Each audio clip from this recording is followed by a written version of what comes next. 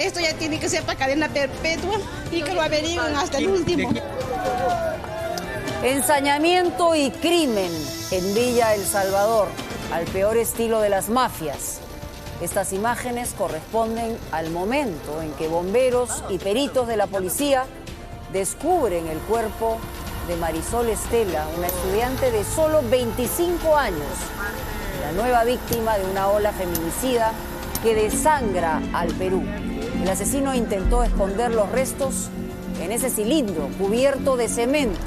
La familia sospecha del enamorado, quien no aparece. Amigos, ¿cómo están? Buenas noches. Esto es 90 a las 11. En otro plano, el expresidente García reapareció posando en una foto con sus congresistas en su casa. Alan García tuiteó una imagen desde su domicilio de Miraflores junto al núcleo aprista en busca de una salida política tras el fracaso de la solicitud de asilo. Aunque Mauricio Mulder lo niega,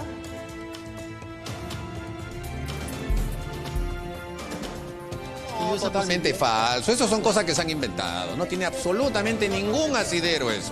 No se ha pedido asilo en ningún otro país, en ninguna otra embajada, ni antes ni después.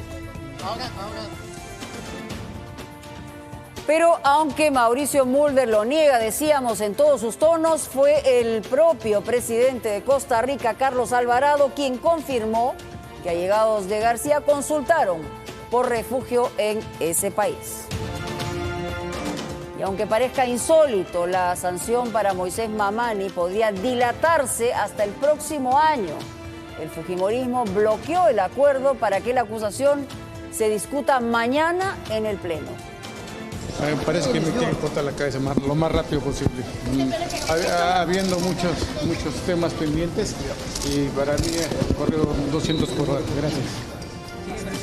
El acusado de tocamientos indebidos a una jefa de tripulación de una aerolínea intentó victimizarse, como lo escuchamos. Además, amenazó con denunciar penalmente a sus colegas por pedir la programación de su caso para mañana. Y una aparatosa caída de una avioneta en una zona urbana dejó 4 personas fallecidas. Las imágenes han sido captadas a muy pocos metros del accidente.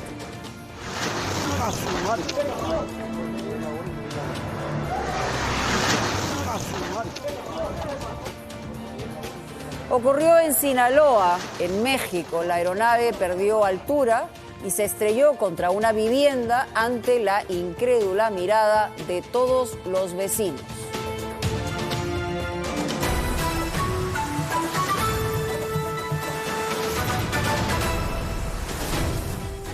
Y así comenzamos con el desarrollo de toda la información. El informe que pide suspender por 120 días a Moisés Mamani no tiene fecha de debate ni votación en el Pleno. Fuerza Popular impidió que se debata mañana. Mamani asegura que le quieren cortar la cabeza y amenaza con denunciar penalmente a quienes incluyan su caso en la agenda. Me parece que me quieren cortar la cabeza lo más rápido posible. No es precisamente la cabeza lo que la gente debe querer cortarle al señor Mamani en función de lo que hemos visto. Las quejas de Moisés Mamani se dan luego que la Comisión de Ética recomendará suspenderlo de sus funciones por 120 días. Habiendo muchos temas pendientes y para mí corrió 200 por hora. Gracias. Pese a esta protesta, la suspensión no sería lo peor para Mamani, quien es acusado de tocamientos indebidos por la hermosa Lana Campos. Su caso fue derivado de la Subcomisión de Acusaciones Constitucionales, donde ya existen 2 denuncias que piden su desafuero. Sin embargo, allí, según se advierte, el fujimorismo podría hacer que la acusación permanezca encarpetada por largo tiempo. El acuerdo ha sido que no se pueden priorizar, sino que hay que seguir el orden de las denuncias, y por eso hemos estado viendo casos de hace 4 años atrás. Si seguimos las estadísticas, de repente en 2 o 3 años. Este criterio ya fue aplicado para no priorizar las denuncias contra el fiscal de la Nación, Pedro Chávarri. Se puede hacer una reflexión dirección para que agenden los temas de manera prioritaria, sobre todo cuando son de interés nacional, como el caso del señor Mamani, que no puede esperar hasta el 2020 para resolverse, o el caso del señor Chávarri. Entre tanto, diversas bancadas insistirán en que la sanción al congresista fujimorista sea debatida este miércoles en el Pleno del Congreso. Ellos han incluido en la agenda de un día para otro otros temas, que para ellos seguramente es mucho más importante que la situación de violencia, de acoso sexual que viven miles de mujeres. En respuesta, Mamani usó su cuenta en Twitter para anunciar que presentará denuncia penal por abuso de autoridad contra los portavoces que pretenden agendar su caso en dicha sesión. Señaló que ello vulnera su derecho a la defensa y comparó su caso nada menos que con el de los magistrados del Tribunal Constitucional destituidos en 1997. Ay Dios, lo que uno tiene que escuchar y leer. Y por la tarde, todas las fuerzas políticas, salvo Fuerza Popular, hicieron todos sus esfuerzos porque el informe del caso Mamani se discuta mañana en el Pleno. El debate se trasladó a la Comisión Permanente, donde se requerían 56 votos para lograr el cambio en la agenda. Por Peruanos por el Cambio firmó Jorge Meléndez, por Alianza para el Progreso, Eloy Narváez, ahí lo estamos viendo. Por el APRA, Mauricio Mulder. Por Nuevo Perú, Richard Arce. Por el Frente Amplio, Humberto Morales. Y por Acción Popular, Edmundo del Águila. Los fujimoristas no firmaron y los votos solo llegaron a 48. Queda claro entonces, ¿no? Vamos con Aarón Rodríguez. Estuviste con la presidenta de la Comisión de Ética, Yanet Sánchez. He conversado con ella también. Bueno, aquí queda claro el asunto, ¿no? Hay un blindaje expreso, Aarón. Yanet Sánchez denunció que la mesa directiva del Congreso no tendría la intención de agendar el caso Mamani en el pleno de este miércoles. Indicó que durante su conversación con el congresista Daniel Salaverry, le dijo que no podía porque tenía que notificar a Moisés Mamani con 3 días de anticipación. Entonces Yanet Sánchez sacó cuentas y pensó que el viernes era un día adecuado, por eso es que le indicó que quería hacerlo. Y Daniel Salaverry le dijo que si quería agendarlo para el viernes debía presentar un formulario que pedía la ampliación de la agenda del Pleno y ese formulario debía ser recogido en Oficialía Mayor. Cuando el asesor secretario de la Comisión de Ética va a recoger este documento, le indican que te hacen firmar un párrafo en el cual decían que la responsabilidad era exclusivamente de la Comisión de Ética, algo que la presidenta indicó no había ocurrido nunca. Además, le pareció extraño que mientras conversaba con Daniel Salaverry y le hacían firmar ese documento, Moisés Mamani publica ese tuit que ya hemos visto. Cuando va a buscar a todos los voceros de las bancadas, y ya sabemos que 6 de las 7 bancadas del Congreso firman ese documento, Carlos Tubino se niega y le indica que no lo iba a hacer por hacerle un favor, porque podía tener problemas legales y que más bien era ella la que debía cuidarse. Todas estas irregularidades son las que ha denunciado Yanet Sánchez y por las cuales cree que la mesa directiva no tiene la intención de que se vea el caso de Mamani en el Pleno, al menos de esta semana, porque sabemos que la próxima semana ya acaba la legislatura y no se vería el tema de Moisés Mamani hasta marzo del próximo año. Al conversar con el presidente del Congreso sobre el tema de la notificación al congresista Mamani, me llama la atención que al instante el congresista Mamani también tuitee lo mismo, ¿no? En referencia a la conversación que habíamos tenido con el presidente del Congreso. ¿Están en coordinación? ¿No? No lo sé y repito, en política no existen coincidencias. El equipo técnico de la comisión ha buscado a todos los voceros para que haga firmar el formato del cual te hablo para la ampliación de la agenda y han firmado los voceros de 6 grupos parlamentarios, incluyendo mi bancada, Peruanos por el Cambio. Buscaron también al congresista Tubino para que pudiera firmar y el cual se negó, indicando de que al contrario tendrían que cuidarme a mí, ¿no? Porque podría incurrir en un tema penal o legal, ¿no? No entiendo la verdad, no quiero especular, pero esa sería la impresión, ¿no? Y la percepción de mucha gente. ¿Que habría blindaje hacia Moisés Mamani? Pero es que no hay voluntad de poner este caso. No hay voluntad de resolver ya este caso. Entonces, ¿qué puedes pensar tú? Entonces, yo sí emplazo al presidente del Congreso a que hagamos una sesión extraordinaria del Pleno para cerrar este caso. Bueno, y en otro tema, tras la negativa del asilo, el expresidente Alan García Aparentemente busca recuperarse en algo políticamente. Recibió en su casa, en Miraflores, a 4 parlamentarios apristas y al ex canciller Luis González Posada. Una fotografía mostró al líder aprista por primera vez desde su encierro voluntario en la residencia del embajador uruguayo. Con un semblante que reflejaba despreocupación, así reapareció Alan García tras 18 días sin contacto con los medios. Esta fotografía confirmó la reunión que sostuvo en la sala de su casa con la cúpula del partido aprista. 3 horas en las que Alan García habló sobre su situación jurídica. En la mesa, cerca de cada congresista, una taza de infusión. Cerca a la mano izquierda de García Pérez, solo un código penal. A las 3:12 de la tarde llegó Jorge del Castillo, seguido por Javier Velázquez Quesquén y Mauricio Mulder. Se sumaron a ellos Elías Rodríguez y el exministro Luis González Posada. Ninguno quiso pronunciarse. Ante la expectativa de la prensa, Alan García publicó este tuit.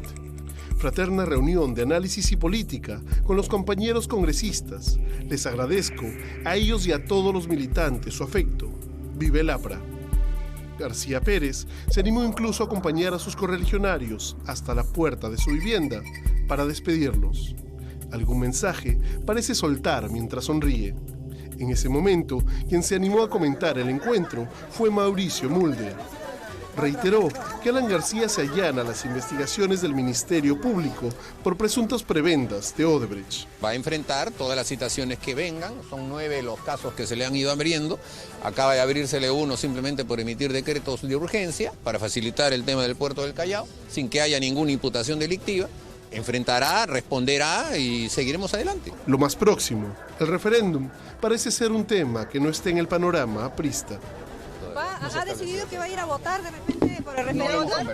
No lo hemos conversado. Alan García cerró el día reunido con los dirigentes juveniles del APRA. Bueno, y cada vez se conocen más detalles entre telones de las coordinaciones previas del expresidente García en busca de un refugio más allá de Uruguay. Fue el mismo presidente de Costa Rica, Carlos Alvarado, quien confirmó hoy que personas cercanas al líder aprista consultaron sobre la posibilidad de un refugio el jueves último. Fue en una entrevista del periodista Camilo Egaña de CNN. Alvarado dijo que su país no dio respuesta positiva a esta consulta, por lo que no inició ningún trámite. Sobre esto también habló Mauricio Mulder. ¿A Costa Rica o se No, estudió esa totalmente posibilidad? falso. Eso son cosas que se han inventado. No tiene absolutamente ningún asidero eso. No se ha pedido asilo en ningún otro país, en ninguna otra embajada, ni antes ni después. Bueno, por algo dijo lo que dijo el presidente de Costa Rica. Y hablando de García, deberá asistir el 7 de enero a la Fiscalía para responder por otras de las acusaciones. Presuntas irregularidades en la concesión del muelle norte del Callao. Este es un reportaje que también revelamos este domingo en Punto Final. El procurador Amado Enco considera que en el segundo gobierno del APRA hubo una subvaluación del muelle que generó, según su denuncia, un perjuicio para el Estado. Una de las investigaciones que afronta Alan García y que fueron reportadas a Uruguay para evaluar el asilo es el del caso APM Terminals, una concesión que durante su segundo gobierno entregó el muelle norte del Callao a esta empresa privada en condiciones que se consideran perjudiciales para el Estado. Que se publique y se cumpla.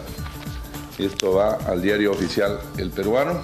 En efecto, la gestión de García llevó adelante la concesión del Muelle Norte a través de decretos de urgencia firmados de propia mano.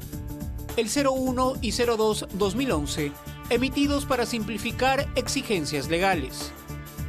Así, su gobierno incluyó al terminal norte del puerto del Callao en una lista de 33 proyectos a los que declaró de necesidad nacional. Los decretos permitieron que el Ministerio de Transportes, encabezado por Enrique Cornejo, y a cargo de los bienes de ENAPU, solicite a Proinversión el inicio del proceso de concesión. Proinversión, para llevar adelante el proceso de concesión, contrató los servicios de una empresa, Banco de Inversiones, en el año 2010, que hizo un estudio financiero contable de ENAPU absolutamente perjudicial a los intereses del Estado, ¿no? Una pericia técnica de la Procuraduría estimó los bienes de ENAPU en el Muelle Norte en 130 millones de soles. una cifra absolutamente superior a los 35 millones cotizados por la consultora Europraxis. Europraxis Atlante, a cargo de la valorización, es un consorcio integrado por 3 empresas extranjeras y una peruana. Y esa peruana, vaya que tiene historial en el país. Se trata de Corporación Helios, la empresa del exministro René Cornejo, presidente del Consejo de Ministros en el gobierno de Ollanta Humala. Al ser valorizados solo en 35 millones de soles los bienes de Napu, y al haber APM Terminals comprometido inversiones por 179 millones, la repartición de acciones y por tanto de utilidades resulta muy desigual. 83% para APM Terminals y solo un 17% para ENAPU, la empresa nacional de puertos del Estado. Este programa intentó entrevistar también a Mario Arbulú, presidente del directorio de ENAPU, denunciado junto a otros funcionarios de la entidad por el caso. Pero aunque le dejamos un número telefónico, no recibimos comunicación. ¿Se está enterando usted ahora por este programa de la existencia de esta denuncia? Me estoy enterando por ustedes, justamente, de este tipo de denuncia. El abogado asegura que pese a que los decretos de García fueron declarados inconstitucionales, los investigados deberían ser quienes directamente, a nivel operativo, tuvieron que ver con la concesión. En el ámbito de la gestión, funcionarios de NAPU Perú o de cualquier otra institución hayan hecho alguna subvaluación, algún acto ilícito, algún acto irregular, eso tiene que determinarse. Pero eso no vincula de ninguna manera a este funcionario que pertenece a ENAPU Perú con el jefe del Estado, que es bajo estas normas, algunos sinvergüenzas, esperemos la investigación, hayan llevado adelante actos ilícitos, pues tendrá que ser sancionado. Bueno, parece que las prioridades y la puntualidad, además del respeto, no son una norma en el Congreso. Se ha evidenciado hoy, en la última sesión de la Comisión Especial sobre el Cambio Climático, tema importante, a la que asistió el ministro de Energía y Minas, Francisco Ismodes. Bueno, vamos a ver la sala. Estaba completamente vacía. Este era el recinto donde se había programado la sesión. El ministro tuvo que esperar en la sala de protocolo. Finalmente pudo ingresar media hora después acompañado de un legislador, Armando Villanueva, el único presente. Pero ¿quiénes fueron los faltones y por qué? Contando con la presencia de los miembros invitados, así como con la licencia de los congresistas Martín, Guido Lombardi Elías, de congresista Percy Alcalá Mateo, de la congresista Gloria Montenegro Figueroa, así como María Melgarejo Pauca y el congresista Horacio Ceballos Patrón. Y ante un pedido especial del congresista William Monterola, que preside esta comisión, vamos a dar inicio con fin de cumplir con el programa. Bueno, pero un mínimo de respeto debieron haberle avisado si estaban de licencia, ¿no?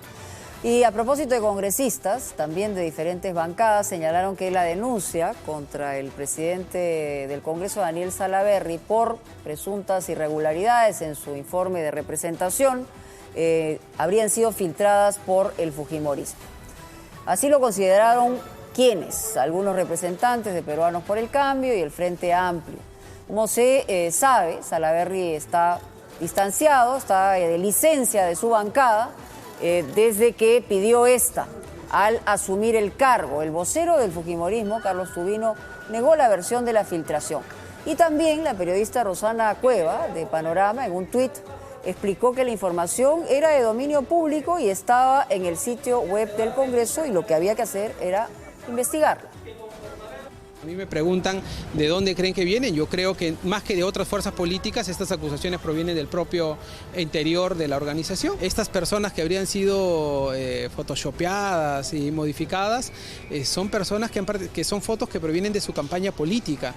¿Quiénes conocen? ¿Los otros congresistas? No, los conocen ellos mismos. Ahorita hay un conjunto de conflictos internos que se está dando. No olvidemos la renuncia de la señora Letona, las contradicciones internas. Lo que tendríamos que hacer ahora es pedirle al presidente, que es el camino correcto, explique al país qué es lo que ha pasado. Esto no es cierto, no va a suceder en Fuerza Popular y nosotros no estamos haciendo ese tipo de bajezas.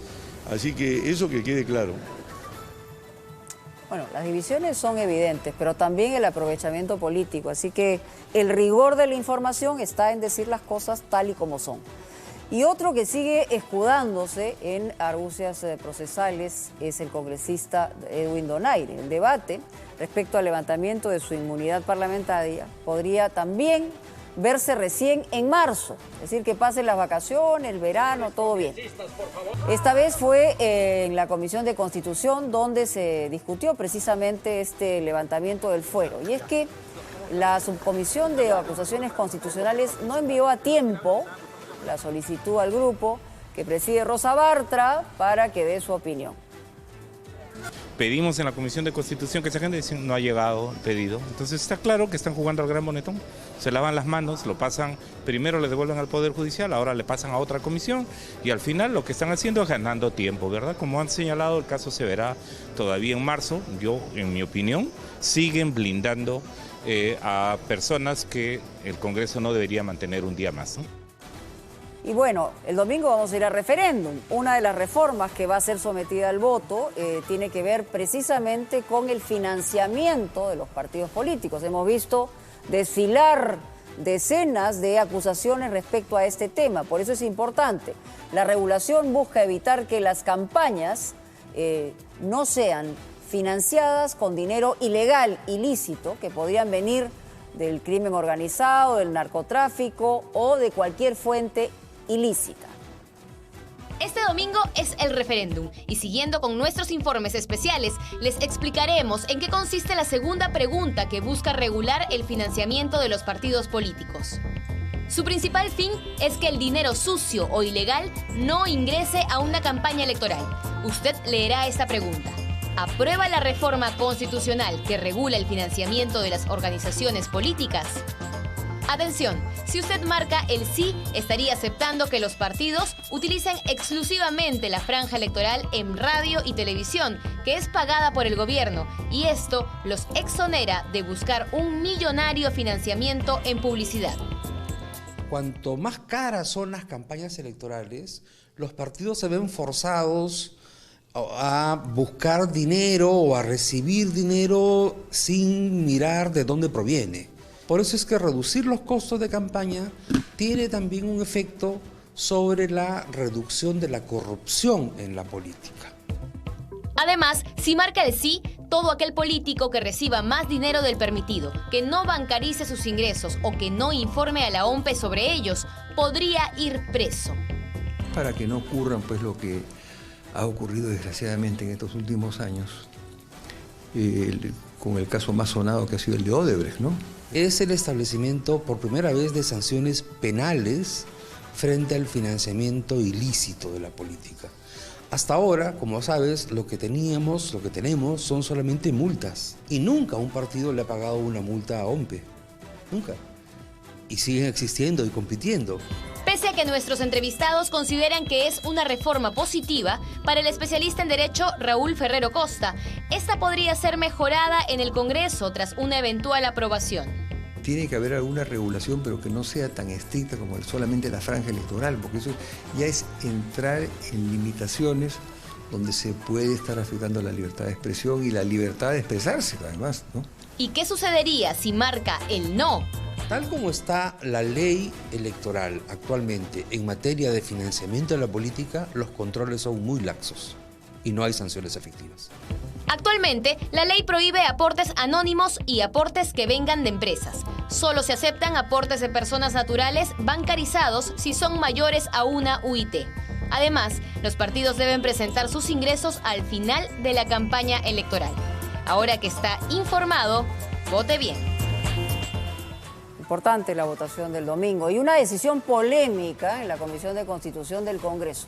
Parece que ensayan disparándose a los pies, la verdad. Se dio marcha atrás en el cobro de impuesto selectivo al consumo para casinos y tragamonedas. La norma fue aprobada por mayoría y está a un pasito de ser reconfirmada en el Pleno. En septiembre pasado, el Ejecutivo dictó un decreto legislativo mediante el cual los casinos y tragamonedas debían pagar el impuesto selectivo al consumo. Solo 3 meses después, la Comisión de Constitución del Congreso derogó la norma por mayoría, lo que desató la polémica en dicho grupo de trabajo. Y en este momento lo que tenemos, ciertamente, es un informe que favorece a los dueños de casinos en contra de la salud de la mayor parte de peruanos y peruanas, y ese es un tema que para el Frente Amplio está muy claro que no debe pasar, presidente, y vamos a votar en contra. Pero en este momento, desde la presidencia, tengo que rechazar insinuaciones suyas con respecto a que se esté agendando con respecto a intereses particulares. Con la carta en mano de la Sociedad Nacional de Juegos de Azar, que dice a nosotros no nos toquen, es inconstitucional que nos graben con impuestos, y que acá tengamos un informe que dice, sí, no les graben con impuestos. Para el Ejecutivo, grabar con el ISC a los casinos buscaba, además de incrementar la recaudación, corregir el impacto en el costo de la salud pública. Sin embargo, el congresista Miguel Torres, quien planteó eliminar la norma, señala que este no sería un cobro por impuesto al consumo, sino un impuesto patrimonial. ¿Delegamos facultades para entregar, para generar impuesto al consumo? Sí. ¿Este es un impuesto al consumo? Lo siento, presidenta, pero no lo es. Es decir, por una cuestión de forma, asegura que el gobierno se extralimitó en la delegación de facultades. En ese sentido, lo que le hemos dicho es este decreto legislativo no puede entrar en vigencia, pero los invitamos, por supuesto, a presentar un proyecto de ley que verdaderamente cumpla con los objetivos que ya estaban señalando. Pero ¿esta derogación favorece o no a los empresarios de este rubro? Y en el año 99, mediante la ley 27153, se creó un impuesto especial al juego que reemplazó el impuesto selectivo al consumo. No es cierto que nosotros no estemos pagando un impuesto adicional. Tenemos un impuesto especial y es válido porque nuestra actividad es altamente regulada. Que se den cuenta que en realidad lo que estamos cumpliendo es única y exclusivamente con nuestro deber de verificar la constitucionalidad de los decretos legislativos. Finalmente, con 8 votos a favor y 6 en contra, se aprobó que los casinos y tragamonedas no paguen el impuesto en cuestión. Dejamos la política y vamos a un execrable crimen. Es un terrible asesinato que confirma la epidemia de la violencia de género en el Perú. Estamos hablando de una chica de 25 años. Fue encontrada muerta, sin vida, dentro de un cilindro tapiada con cemento en Villa El Salvador. Una característica mafiosa de narcotraficantes. Estamos hablando de un estudiante de enfermería. Había desaparecido el viernes. Jefe, hay un cilindro y una frazada ahí. Un cilindro lleno de cemento fue utilizado para desaparecer todo rastro de existencia de una joven mujer. Pero no lo lograron, pues esta vez la intervención de estos vecinos, hoy horrorizados con el hallazgo, lo impidieron. La tarde del lunes, desconocidos cavaban con maquinaria pesada un hoyo en la avenida Pachacute de Villa El Salvador. La curiosidad de quienes viven en la zona surgió de inmediato cuando horas después de una minivan bajaron este barril para enterrarlo en el lugar. Que están enterrando así, pero desesperado, llenecito, mojadito. No, me dice, lo que pasa es que acá vamos a hacer un pozo tierra. Se suben todo con su lámpara. Entonces yo le digo a mi señora, le digo, acompáñame, vamos a ver qué. Le digo, Nelly, creo que están enterrando un muerto. Lo que había dentro espantó a todos. Parecía una figura humana, cubierta de cemento para dificultar su identificación. Guantes, botellas con ácido y herramientas dejaron tras la fuga. Los moradores llamaron a la policía. Un fétido olor se desprendía, levantando más sospechas de que aquí un crimen se ocultaba. Sitúa que es un hecho atípico en la presentación de un cadáver. Se ha utilizado cemento para reforzar el cierre de este cilindro, así como para evitar que emanen olores fétidos. Se ha utilizado vehículo de transporte, 4 personas, y estamos tras la investigación de una retroexcavadora que habría hecho el hueco ayer en la tarde sin que haya una construcción. Los agentes necesitaron del apoyo de los bomberos. Con cizallas hidráulicas cortaron el metal y con un cincel perforaron el cemento. Los gases tóxicos dejaron sin aliento a uno de los hombres de rojo, que necesitó de un tanque de oxígeno para continuar liberando del concreto el cuerpo de una joven mujer. Estaba limpiando el carro, estaba botando guantes, estaba botando varias cosas, estaba botando. En el cilindro hallaron restos de leggings y una prenda blanca. La colocaron en posición fetal. La forma en la que se ha presentado y haberlo hecho, como usted dice, dentro de la ciudad, yo creo que es una situación no solo atípica, sino que muy sui generis en su accionar. Es que llama la atención que 5 personas participen de la desaparición de un cuerpo. No, venezolanos eran. porque todos dijeron, oh chamo, tranquilo, tranquilo, le dijeron al pata que me vino correteando. En el lugar se halló además frazadas y bolsas negras. Los desconocidos habrían optado por esta zona llena de basura para hacer un agujero con una retroexcavadora. Especialistas de criminalística y homicidios están a cargo de la investigación e identificación de la víctima y el móvil del crimen. Tremendo. Y Marisol Estela, esta chica, había llegado de Cajamarca. Estaba estudiando enfermería en el Instituto Arzobispo Loaiza. A su edad, hemos dicho 25 años, tenía todo el futuro por delante, toda la intención de crecer laboralmente y, por supuesto, forjarse una vida aquí en Lima.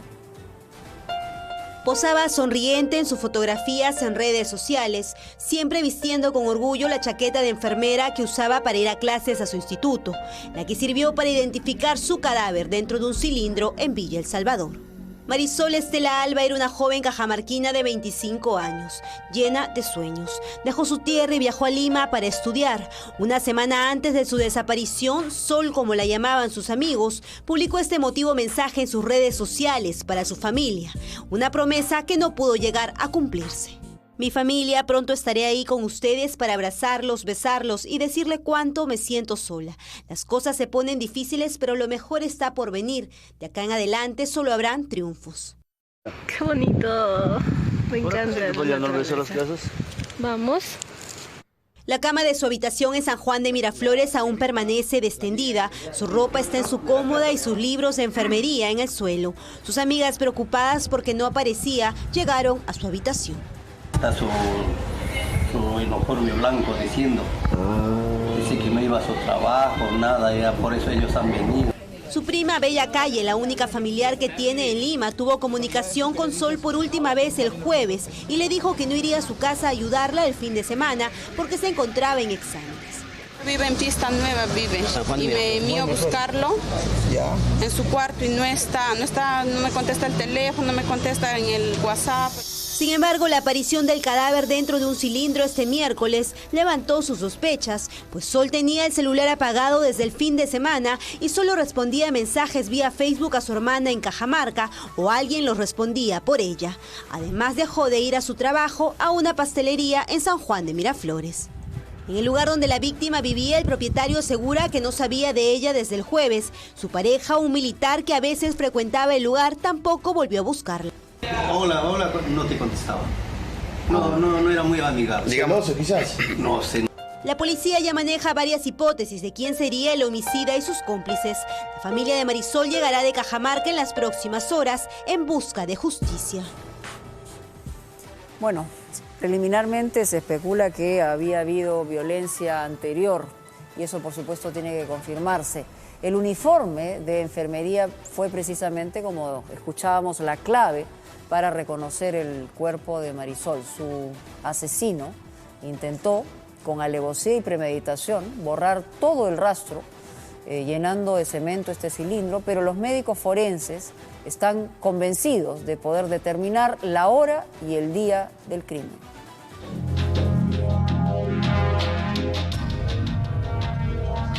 Una chaqueta blanca con la insignia de un instituto de enfermería fue el primer eslabón de la investigación que identificó el cadáver de Marisol Estela Alba, la joven estudiante de enfermería que apareció muerta dentro de un cilindro lleno de cemento. La ropa de alguna manera identifica a una persona, como en este caso, puede ser tan particular como por ejemplo tener una insignia, por tener una marca por ejemplo, o por tener alguna inscripción o algún registro. Entonces, a través del registro, ciertamente lo que nos va a hacer es orientar de quién podría tratarse esta persona.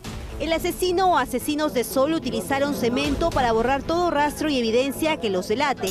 Un error que terminó ayudando a revelar a los peritos en criminalística quién era la mujer que se encontraba dentro del cilindro, pues el cemento con el tiempo momifica y conserva el cadáver. Evitar que el proceso de descomposición pueda ser más acelerado, ¿no? Que está conservado los restos, va a ayudar a determinar cuál fue la causa de muerte y también el agente causante. Un cuerpo en concreto puede preservar sus características para identificarlo, como pasó con el hallazgo del cuerpo de Guillermo Zarango en un bloque de cemento en su azotea después de 7 años de su muerte, en enero de este año en Ventanilla. Según el médico forense Noé Vizcarra, por las características del cadáver de Marisol Estela, su muerte habría ocurrido el fin de semana.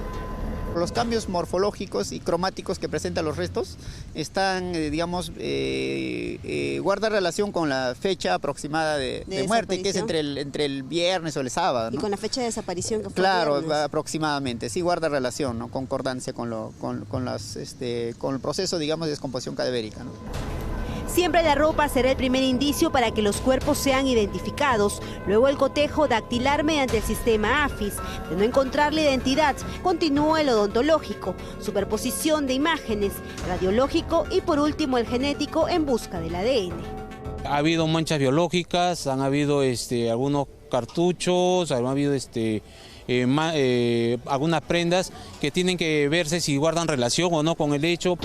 Existe crimen perfecto, en que los asesinos de Sol Estela quisieron desaparecer rastro. El cuerpo de la víctima revelará indicios de quiénes y cómo la asesinaron. Tremendo caso que seguramente va a tener más información en los próximos días. Y hablando de esto, un nuevo intento de feminicidio se produjo en La Molina.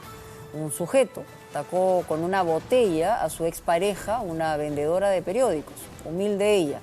La agresión terrible se registró ante la mirada atemorizada de una criatura, el hijo de ambos, un niño de 2 años.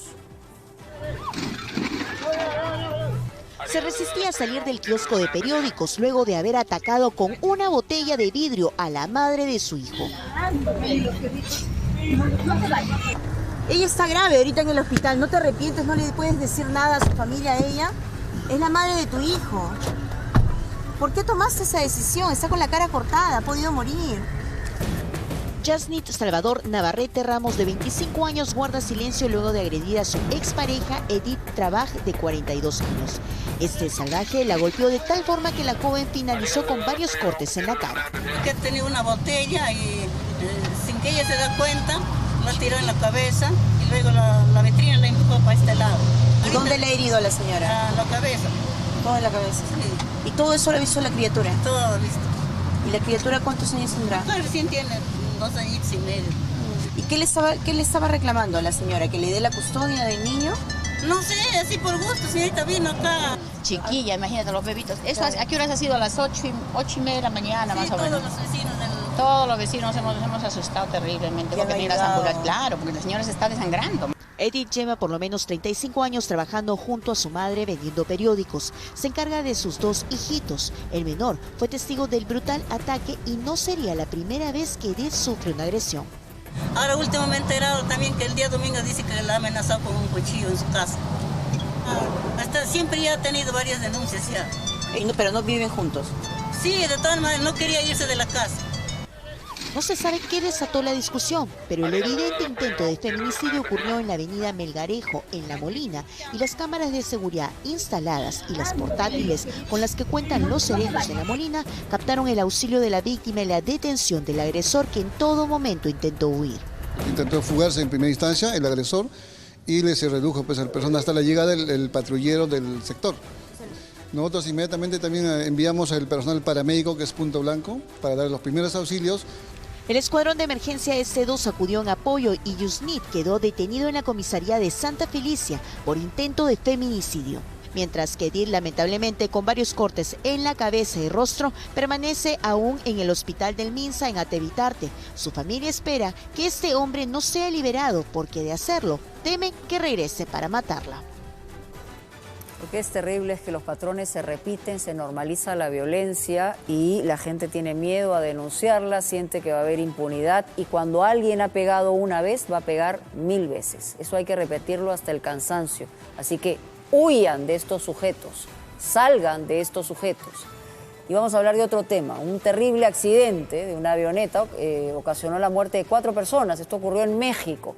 Las imágenes captaron el instante en el que la nave pierde altura y choca frontalmente con una vivienda ante el asombro de la población. Es el momento en el que una avioneta cae sobre una vivienda en Sinaloa, desatando el pánico en el sector de Santa Fe. Según los primeros reportes, la aeronave en la que viajaban 4 personas golpeó los cables del tendido eléctrico y perdió el control. Sin embargo, algunos testigos señalaron que la aeronave fue perdiendo altura hasta chocar con el tejado de una vivienda y terminar impactando contra una casa. El accidente provocó la muerte de todos los tripulantes de la aeronave y dejó heridas a una mujer y a su pequeña hija que se encontraban en la casa. La policía adelantó que las causas del accidente siguen siendo investigadas y no se descarta un error del piloto, pues el aeropuerto se localiza a 3 kilómetros de donde cayó la avioneta, por lo que se presume que perdió el control en plena maniobra de aterrizaje.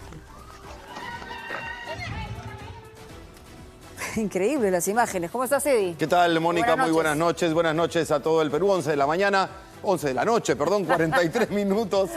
Ya estamos con lo que será la semifinal, partido de vuelta en Arequipa entre Alianza Lima y el cuadro del Melgar. Si hay empate, se van a penales. Y justamente el cuadro de Pablo Bengoechea se prepara para esa posible definición desde los 12 pasos. Las estadísticas se miden en el mismo campeonato. Habría que ver en semifinales cómo le fue a Melgar. Porque no es lo mismo jugar un partido por campeonato que un partido definitorio. A Pablo Bengoechea no le importa que Melgar solo haya perdido 2 partidos de local en el año. Este encuentro se tiene que ganar a toda costa. Estamos convencidos de que tenemos la posibilidad de llegar a la final. Y la vamos a aprovechar. No podemos desaprovechar esta oportunidad. Son los últimos 90 minutos.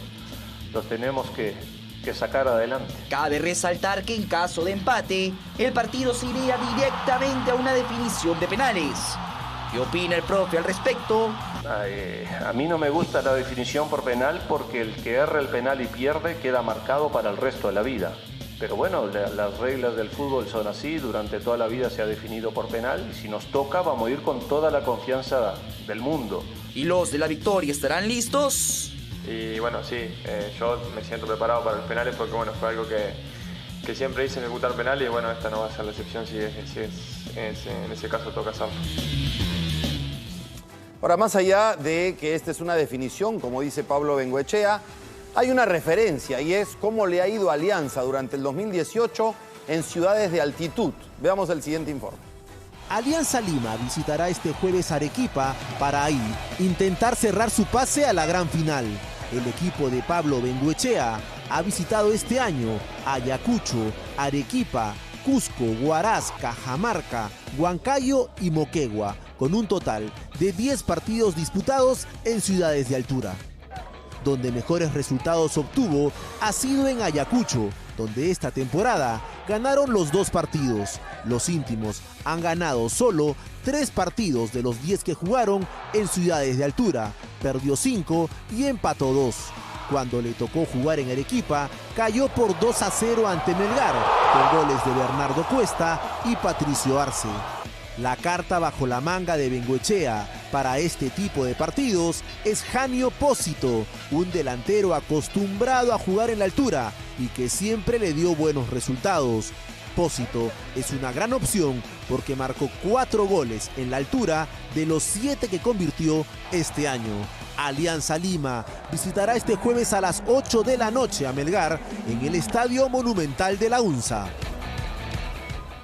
Volteamos la página de la semifinal y ya están las principales autoridades del Dakar en nuestro país. Este año, en realidad la próxima edición, en los primeros días de enero, se inicia el día 6, se realiza al 100% en territorio peruano y están los mejores créditos del mundo, el español Carlos Sainz, Cyril Deprez en las motos, Peter Hansel, que lo ha ganado muchas veces. Veamos esta presentación. Este martes se realizó la presentación oficial del Rally Dakar 2019 en las instalaciones del Ministerio de Comercio Exterior y Turismo, en la que se resaltaron las rutas y fechas de la competencia. En la historia de nuestro evento sería la primera vez que el Dakar se organizaría en un solo país. La conferencia contó con la participación de Thien Lavin, director del Dakar, y los principales participantes peruanos. Lima, Ica, Arequipa, Moquegua y Tacna serán testigos del Dakar más atípico de la historia, que contará con 534 competidores de 61 nacionalidades diferentes, siendo los franceses quienes tendrán la mayor cantidad de representantes, y con la novedad que la peruana es la quinta nacionalidad con mayor presencia. Además, el 2019 correrán 17 mujeres, batiendo el récord de mayor participación femenina desde el 2009. Serán 42 leyendas, es decir, pilotos con más de 10 participaciones, 135 rookies, o sea, debutantes, y 34 originals, que vienen a ser aquellas motos que corren sin asistencia mecánica. Del 6 al 17 de enero usted podrá ver por las pantallas de Latina las mejores imágenes del Rally Dakar 2019. Una aventura bendecida por los más hermosos paisajes de nuestro país. Muy bien, y nos vamos a una breve pausa. Mónica, no te pierdas, y ustedes tampoco, lo que viene, porque vamos a ver un perrito que es un arquerazo. Se dio en el fútbol internacional. Muy curioso, pero además fútbol de Europa y también el banderazo a Boca Juniors. Volvemos.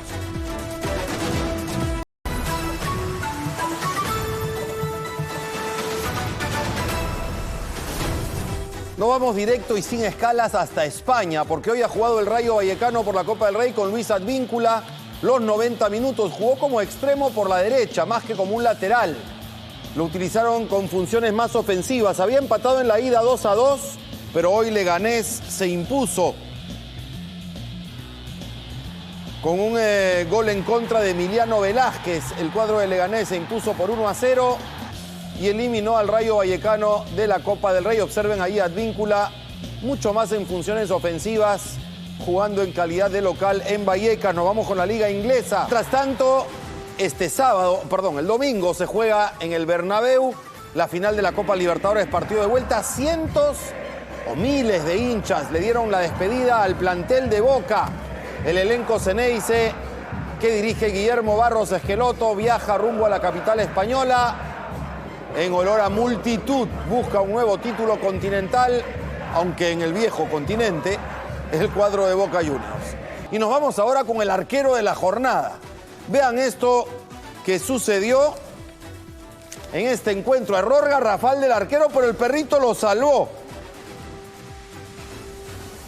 Realmente increíble. La imagen llega desde Argentina en el torneo federal. Jugaba Juventud Unida y Defensores Villa Ramallo. Y el perrito salvó al arquero de un gol que iba a ser grosero. Pausa y retornamos en 90 Noches. Muy bien, amigos, hasta aquí llegamos. Hasta mañana, Eddie. Hasta mañana, Mónica, un placer siempre. Chau, chau. Chau.